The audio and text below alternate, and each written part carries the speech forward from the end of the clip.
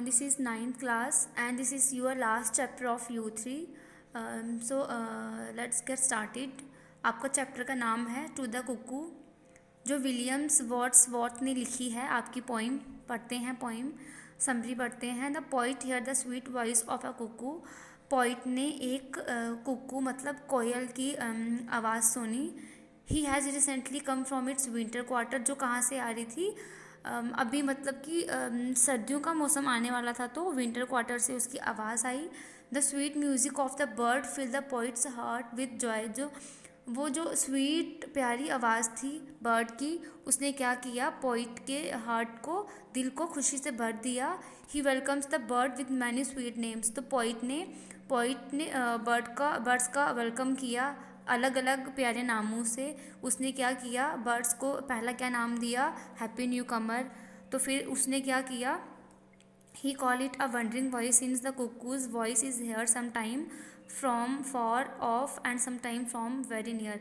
उसने कुकू कोयल की आवाज़ को एक भटकती हुई आवाज़ कहा, क्योंकि कभी वो उसको पास से सुनाई देती थी, कभी उसको वो बड़ी दूर से सुनाई देती थी।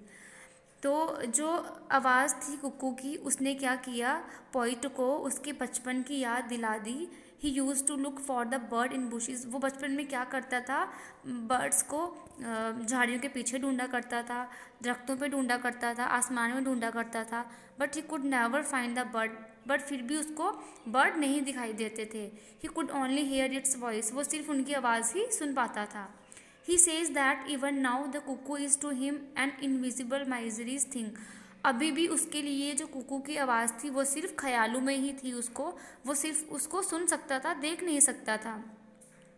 He calls it the darling of the spring and a blessed bird. It transformed this earth into a fairyland. तो वो क्या करती थी, जो कुकू की आवाज़ थी, उसने जो हमारी अर्थ है इसको फेरी लैंड में कन्वर्ट कर दिया था, परी लोक में कन्वर्ट कर दिया था। अगर दूसरे शब्दों में हम कहें तो जो कुकू का सॉन्ग था, उसने क्या किया, पोइट के जितने भी दुख थे, जितने भी गम थे, सबको भुला दिया और उसको खुशी से भर दिया।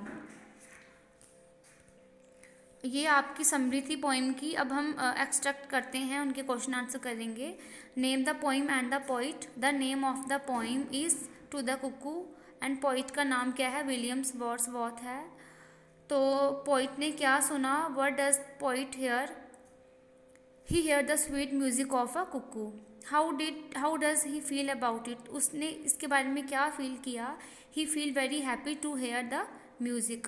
What seems to pass from hill to hill। मतलब हिल टू हिल क्या चीज़ पास हो रही थी, the voice of the cuckoo seem to pass from hill to hill. फिर है what song does the cuckoo appear to be singing. उसकी सिंगिंग में मतलब क्या साउंड सामने आ रही थी। The poet say that the cuckoo is singing song of sunshine and of flower. What does it bring to the poet, it bring to the poet his boyhood memory. How does the poet welcome the bird, he welcomed the bird with his heart full of joy। अब इस यहाँ पे जो word well है, ये किस चीज़ के लिए इस एक्सट्रैक्ट में यूज़ हुआ है। जो वेल है ये किसके लिए यूज़ हुआ है,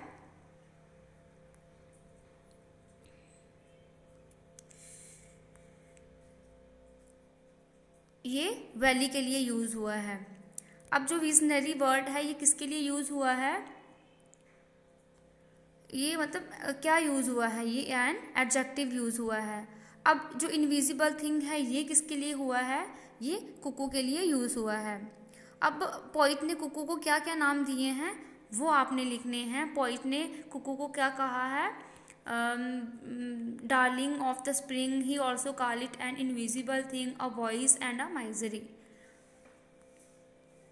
नेक्स्ट है what would the poet listen to in its school boy days, he would listen to the song of the cuckoo. What would the poet look for and where, he would look for the cuckoo in the bushes, trees and in the sky। Why would the poet rove through wood and on the green to find the bird? Did the poet succeed in the attempt? No, he never saw the bird. It remained for him an invisible misery. फिर ये fourth extract भी आपने करना है। और ये जो textual question है ये आपने सिर्फ 5-6 ही करने हैं, 5 कर लेना या 6 कर लेना, बट यहाँ से 7th 8th 9th आपने नहीं करना है। तो ये this was the last chapter of U3। सो आपने अब अच्छे से रिवीजन करनी है अपने सिलेबस की।